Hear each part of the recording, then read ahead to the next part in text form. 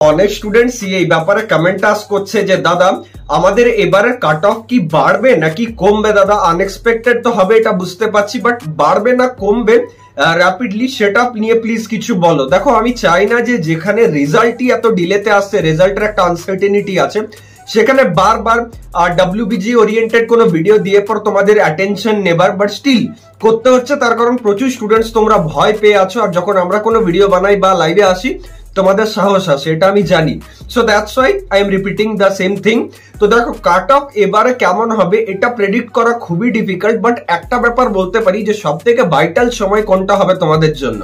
দেখো যারা IIT NIT বা কোনো প্রিমিয়াম ইনস্টিটিউট 30 লাখ 20 লাখ দিয়ে অন্য প্রাইভেট কলেজে অ্যাডমিশন নিয়েছে, কোনো জায়গায় ডিরেক্ট অ্যাডমিশন নিয়েছে, কোনো টপ কলেজে সিএসসি তেও নিয়েছে, বাট স্টিল তারা কিন্তু ডব্লিউবিজি এর কাউন্সিলিং এ পার্টিসিপেট করবে। 90% জন কিন্তু এটা করবে, ডেফিনেটলি করবে। তার রিজন হচ্ছে সবার মনে একটা আশা থাকে যে যদি দেখি না আমি যদি একটা সরকারি কলেজ পেয়ে যাই, যদি এমন কলেজ পেয়ে যাই যেটা হয়তো আমার এতটা ফিস লাগবে না, বা যদি আমি বাড়ির সামনের কোনো কলেজ পেয়ে যাই, বা যে ব্রাঞ্চটা আমার ইচ্ছা সেই ব্রাঞ্চটা যদি আমি আমার ডিজায়ার্ড কলেজে পেয়ে যাই, তো এই যে ইচ্ছেটা এই ডিজায়ারের জন্য কিন্তু সবাই কাউন্সিলিং এ পার্টিসিপেট করবে।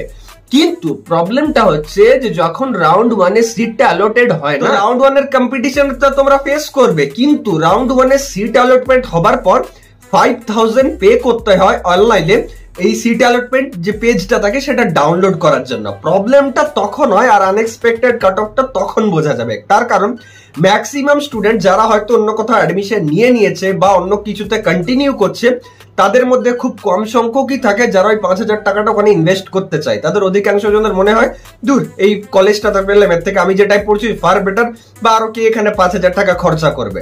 তো সেই জায়গাটাই কাট অফটা ড্রপ হওয়ার একটা হাই প্রবাবিলিটি থাকে। সেই কাট অফটাই তুমি দেখতে পাবে সেকেন্ড রাউন্ডে গিয়ে পর, যে কম র্যাঙ্কেও মানে খারাপ র্যাঙ্কও অনেকে দেখবে হয়তো ভালো কলেজ পেয়ে যাচ্ছে। তো ডেফিনেটলি আমি বলবো যে যাদের 50-60 বা তার অ্যাবাভ মার্কস আছে, ডেফিনেটলি কাউন্সিলিং এ তুই একদম সেকেন্ড রাউন্ড অব্দি ফাইট করবে।